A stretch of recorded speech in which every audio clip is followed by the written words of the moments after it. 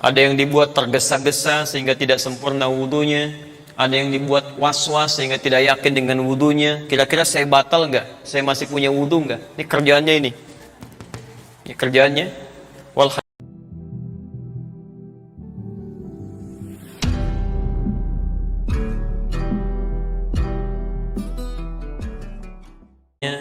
walhan. Ya, walhan.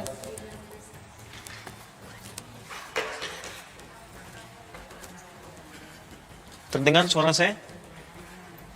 Terdengar insyaallah? Kalau tidak terdengar berarti perlu mic gitu ya. Baik. Jazakallah khair. Syukran. Afwan. Ya, jazakallah khair. Baik, hari ini kita bahas setan yang pertama, namanya walhan. Ya, walhan. Baik. Walhan. Nanti mohon izin ya, kalau kira-kira nanti jenis-jenis setan kita sebutkan, ada di antara nama yang Anda kenal mirip-mirip dengan ini, langsung ganti ya. Jadi kalau temukan nama-nama mirip dengan nama-nama ini, langsung ganti ya. Ganti, jadi nama-nama yang tidak baik. Baik, kita turunkan dalilnya dulu sebentar. Satu, untuk sebagai adab saya turunkan Quran dulu. Quran surah kelima ayat yang ke-6, posisi paling kiri sebelah atas. Turunan setannya hadis riwayat Muslim dulu. Nomor hadis 243 dari Umar bin Khattab. Kemudian hadis riwayat Al-Bukhari, cara mengatasinya. Nomor hadis 135 dulu. Redaksi yang sama ada di hadis Muslim, sama dengan ini. Nomor hadis 255. Selanjutnya caranya ada di hadis riwayat Al-Bukhari, nomor hadis 159. Redaksi yang sama ada di hadis riwayat Muslim, sama dengan ini. Nomor hadis 266. Kemudian cara mengatasi setannya dimulai dengan hadis riwayat At-Tirmidzi, hadis 26. Redaksi yang sama ada di Abu Daud, hadis 101. Ada di Al-Hakim, kitabnya Al-Mustadrak, hadis 7000. Sekiranya ini dulu.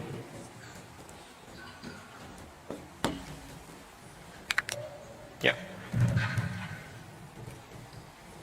Jelas insyaallah? Belum ya, belum kita mulai, kita baru tuliskan. Baik, ini walhan.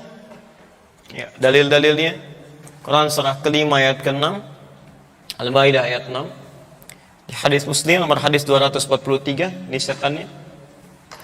Kemudian turunannya di Al-Bukhari nomor hadis 135, di hadis Muslim nomor hadis 255, Al-Bukhari nomor hadis 159, hadis Muslim nomor hadis 266, di At-Tirmidzi nomor hadis 26. Redaksi yang sama ada di Abu Daud nomor hadis 101, ada di hadis Al-Mustadrak Al-Hakim Naisaburi nomor hadis ke-7000.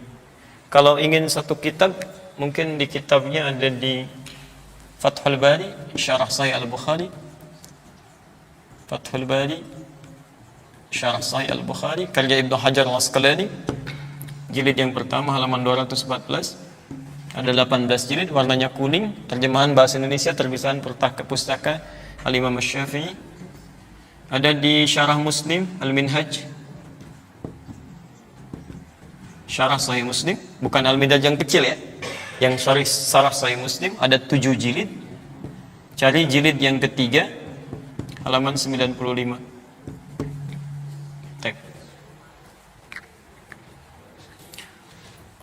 Ya, kitab spesifiknya nanti saya tunjukkan supaya lebih dipahami.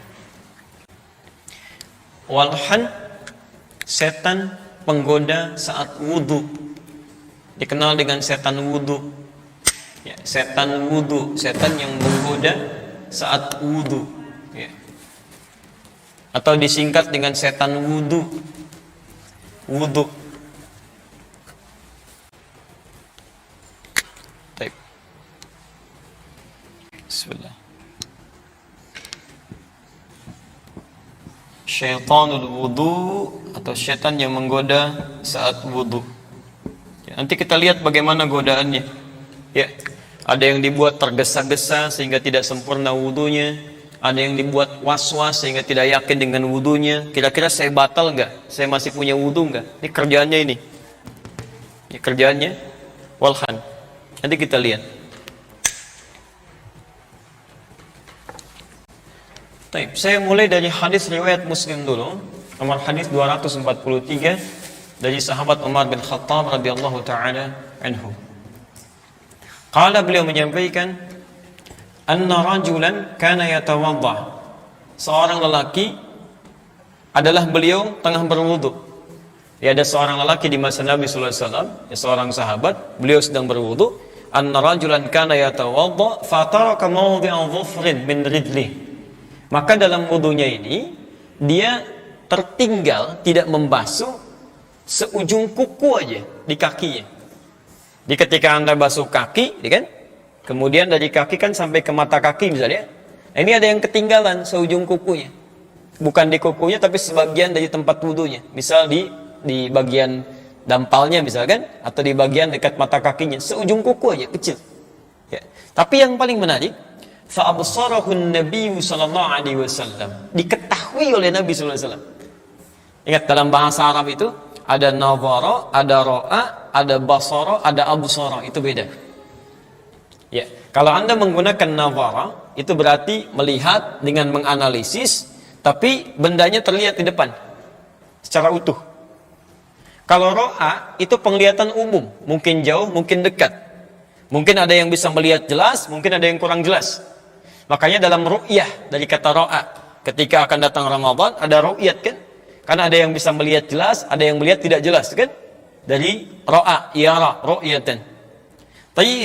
Tapi kalau menggunakan absara itu berarti menunjukkan sesuatu yang sangat tajam terlihat. Orang nggak lihat, ini bisa lihat. Di Umar bin Khattab radhiyallahu ta'ala anhu ingin menyampaikan pesan bahwa saking tajamnya penglihatan Nabi, itu pada yang secuil kuku pun yang orang lain nggak lihat, oleh Nabi kelihatan. Jelas ya? Taib. Fa'absarahu Nabi sallallahu alaihi wasallam faqala lah. Ya, maka Nabi sallallahu alaihi wasallam kemudian bersabda pada orang ini. Lihat kalimatnya, irji' fa ahsin wudu'ak. Irji', kembali lagi, fa ahsin wudu'ak, wudu lagi dengan sempurna. Ya. Maaf, kembali lagi, ulangi, irji, ulangi, fa ahsin wudu'ak, sempurnakan lagi wudu kamu. Yang lebih ekstrim ada lagi yang menimpa pada seorang bernama Khalad Az-Zurayqi. Itu ada di Al-Bukhari, belum saya tuliskan di sini. Nomor hadis 751, 757, di hadis Muslim nomor hadis 397. Babnya namanya, kalau beda nomor nanti karena mungkin beda cetakan, cari babnya babul musifis shalah. Bab tentang orang yang salatnya bermasalah. Ya. Ja'a rajulun ila Nabi sallallahu alaihi wasallam. Datang seorang lelaki pada Nabi sallallahu alaihi wasallam. Fadakhala ila al-Masjidin Nabawi. Dia masuk ke Masjid Nabi. Fa shalla bi jambin Nabi sallallahu alaihi wasallam. Kemudian salat langsung di samping Nabi sallallahu alaihi wasallam. Falamma sallama yaminan wa shimala, tatkala dia selesai salam ke kanan dan ke kiri, faqala lahu an-nabiy sallallahu alaihi wasallam. Maka Nabi sallallahu alaihi wasallam langsung berkata pada orang ini, "Shalli fa innaka lam tusalli." Anda salat lagi karena Anda belum salat. Bayangkan ya, sudah wudu, salat di samping Nabi, di masjid Nabi, kata Nabi, "Tolong ulangi salatnya, Anda belum salat." Ya, fa'ada salatahu thalath marat, maka dia mengulangi salatnya sampai 3 kali. Faqala lahu an-nabiy sallallahu alaihi wasallam mithla ma kana. Namun Nabi tetap mengulang kalimat yang sama. Anda salat lagi karena Anda belum salat. Maka dia berkata, "Ya Rasulullah, ma uhsinu ghaira." Ya Rasulullah, saya enggak bisa lebih baik lagi daripada ini. Alimni, tolong ajarkan saya. Nah, ini yang mau saya terangkan. Ketika Nabi mengatakan, orang ini mengatakan tolong ajarkan saya, Nabi mengatakan, lihat jawabannya. Faqala lahu an-nabiy sallallahu alaihi wasallam. Maka Nabi SAW bersabda, "Idza qumta ila shalah," kalau kamu ingin salatnya sempurna, asbighul wudu, mulai dengan menyempurnakan wudunya. Baru kemudian tsumastaqbilul qiblah, menghadap ke arah kiblat. Ya, baru kemudian bertakbir sampai selesainya. Kata para ulama, kalau cuma salatnya yang salah, itu pasti akan dicontohkan dari mulai takbir. Begini takbirnya sampai kemudian salam. Tapi karena dari wudunya dia tergesa-gesa, maka dicontohkan oleh Nabi dimulai dari wudunya. Sempurnakan wudunya, begini wudunya. Setelah selesai menghadap ke arah kiblat, setelah selesai mulai bertakbir, mulai kemudian sampai salamnya. Dari situ kita mendengar kalimat di Al-Bukhari nomor hadis 651, "Shallu kama ra'aitumuni usolli." Salatlah kalian persis seperti melihat saya ini salat. Yang jadi persoalan, kenapa ada orang kemudian sampai wudunya tidak sempurna, sampai ada yang tergesa-gesa, sampai salatnya diminta diulang, sampai ulama menyimpulkan, sekalipun seseorang salatnya benar tapi wudunya bermasalah, maka mohon maaf, salatnya dinilai tidak sempurna dan harus diulang kembali. Bahkan dianggap batal salatnya. Itu penyebabnya tiada lain, salah satunya adalah walhan. Ini yang membuat seseorang terburu-buru dalam berwudu, memberikan was-was dan seterusnya. Paham sampai sini? Baik. Nah, sekarang kalau sudah dipahami tentang kisah mulai ini, sekarang kita kenali dulu bagaimana tugasnya walhan ini, dan lalu kemudian seperti apa kita bisa mengatasi godaan-godaan walhan saat berwudu. Nanti ini kerjaan setan tuh begitu sistematis, Pak. Ibu hati-hati ya. Makanya oleh Quran diistilahkan dengan khutuwat. Quran surah kedua Al-Baqarah ayat 168, posisi paling kanan sebelah bawah di pojok. Cek ujung ayatnya, "Ya ayyuhan nas kulu mimma fil ardi halalan thayyiban wa la tattabi'u khutuwatis syaitan. Ya khutuwatis syaitan innahu lakum aduwwun mubin." Baik. Bismillah. Baik, teman-teman, perhatikan ayatnya. Ya. Wala tattabi'u. Sebentar ya. Wala tattabi'u. Kemudian khutuwatis syaitan. Ini poinnya. Ya, khutuwatis syaitan.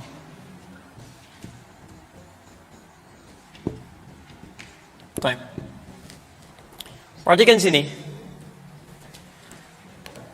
Ini dari kata ittaba'a yattabi'u, tattabi'u.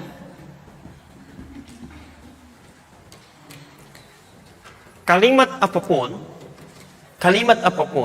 yang dimulai dengan ta sebagai huruf tambahan, ini ya Allah menunjukkan makna perjuangan yang serius, usaha yang sungguh-sungguh, serius. Usaha yang serius.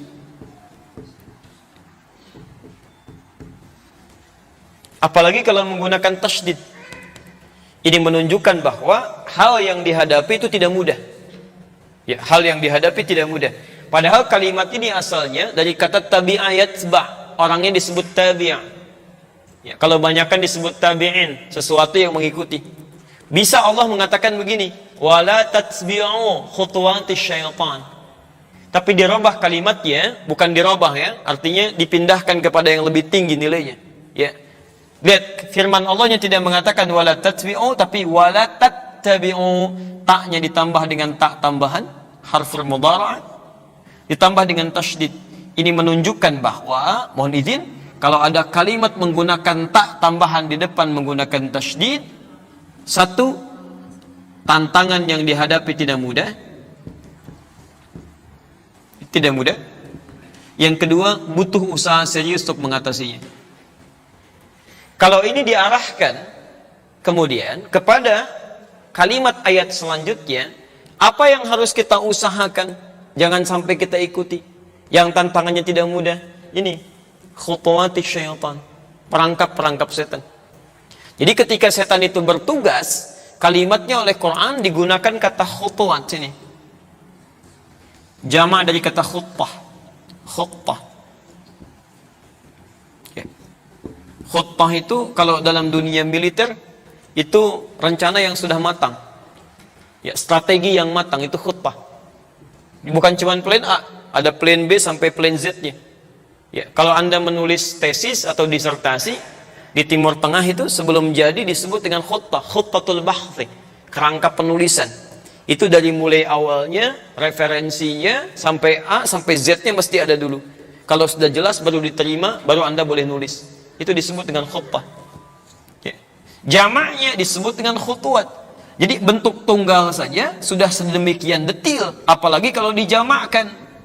Artinya Allah ingin menyampaikan godaan setan itu disusun dengan sangat strategis luar biasa, direncanakan sesuai dengan sifat makhluknya yang akan digoda, plus bukan satu cara, tapi bisa banyak cara. Mungkin Anda pertama tidak terburu-buru, tapi begitu selesai wudhu dibuat was-was, kamu belum wudhu nih, batal tadi itu kan, dan sebagainya. Mungkin seperti itu. Dan jangan kira setelah Anda selesai wudhu, selesai godaannya, setan yang lain siap menunggu nanti. Nanti begitu Anda selesai wudhu, ya, mau takbir masih tenang, tapi begitu mulai bertakbir, kata Nabi, ada setan selanjutnya yang akan membisikkan ke telinga Anda, ingat ini, ingat itu, sampai saat Anda takbir tiba-tiba Anda bisa mengingat apapun yang tidak ingin Anda ingat, ya. Dan ujungnya hatta la yash'urul musalli kam raka'atan yusalli, sampai ada orang sholat tidak sadar berapa rakaat sedang menunaikan sholatnya. Itu setan yang kedua, nanti kita lihat. Baik, jadi kita simpulkan dulu sebentar. Pembahasan kita mengenai semua jenis setan, termasuk setan yang pertama, mohon izin, tolong jangan dianggap ringan ya. Karena nanti tidak sedikit, pas kita bahas, tiba-tiba kita kerjakan, ternyata kita kena juga gitu kan. Nah, karena itulah kemudian kita pahami ini, dari mana dia masuk, seperti apa kemudian dia menggodanya. Ya, saya pernah di Bekasi ajarkan tentang setan penggoda dalam sholat, ya, namanya khanzab. Jadi begitu ada orang takbir begini, setannya malah ngajarin itu. Hati-hati loh ya, ada setan namanya khanzab deh. Dia sedang takbir itu. Taib ya. Bismillah. Taib. Saya teruskan dulu. Dari isyarat hadis-hadis Nabi tadi, para ulama menyimpulkan bahwa yang pertama yang dilakukan setan ini seperti pernah dipraktikkan pada Khalad Az-Zuraiqi dan sahabat yang tadi yang dilihat oleh Umar bin Khattab. Saya berikan dulu rumus dalam ilmu hadis dan ilmu Quran ya.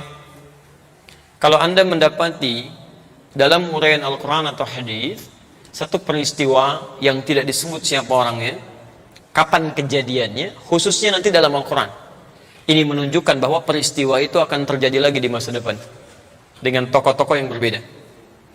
Tapi jika disebutkan dalam Quran seseorang tokoh, kejadian tertentu melekat padanya, ini menunjukkan bahwa peristiwa itu tidak akan pernah menimpa orang lain lagi ya. Seperti Maryam misalnya, anak perempuannya Imran, wa Maryam ibnata Imran, bahkan disebutkan langsung ke bapaknya supaya nanti ke depan tidak ada yang mengaku-ngaku Maryam kan? Dan bisa menyatakan punya kejadian serupa, bisa mengandung, melahirkan tanpa disentuh oleh laki-laki manapun. Jadi itu cuma Maryam, nggak ada yang lain. Tapi hadis ini, ketika Umar mengatakan siapa orangnya, nggak disebutkan siapa tokohnya. Umar hanya mengatakan anna rajulan, bahwa seorang lelaki tergesa-gesa dalam wudunya sampai lupa membasuh sebagian kecil dari kakinya.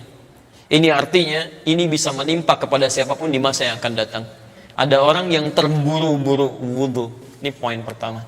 Setan ini menggoda agar wudu seseorang tidak sempurna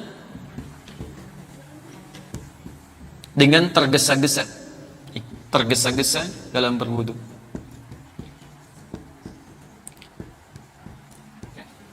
Maaf, jadi artinya di masa depan sampai sekarang pun Anda akan temukan orang-orang yang tergesa-gesa dalam berwudu sampai tidak sempurna basuhannya. Nah itu kalau Anda mendapati situasi itu, hati-hati, itu pasti walahan ya. Misal kalau sekarang kan enak wudu Pak ya, tapi antum keluar nanti begitu wudu qomat misalnya, Allahu Akbar, itu situasi akan berubah cepat tuh, sudah qomat, antum bisa ketinggalan rakaat kan. Apalagi kalau datangnya misalnya rakaat terakhir, datang ke masjid mau rakaat terakhir, antum belum wudu, tambah lagi tuh. Nanti kita lihat ya. Bapak ibu sudah sempurna, alhamdulillah, tenang gitu kan. Tapi kan anak Anda bagaimana? Ya, yang sudah mulai balik, Jangan-jangan Anda bagus tapi anaknya kurang sempurna. Maka ada cara untuk kita untuk mengajarkan itu. Ya, kita lihat dulu pelan-pelan. Yang kedua, was-was. Jadi, memberikan was-was khususnya antara berwudu atau tidak. Berwudu atau tidak. Antum sudah wudu, tiba-tiba mau salat, ya. Kemudian dia bisikan, tadi kamu batal loh, begini begitu. Sekarang wudunya batal, ulang lagi. Bahkan tidak sedikit ada orang yang berwudu berulang-ulang karena tidak yakin pada dirinya. Apakah punya wudu atau tidak? Ini walhan.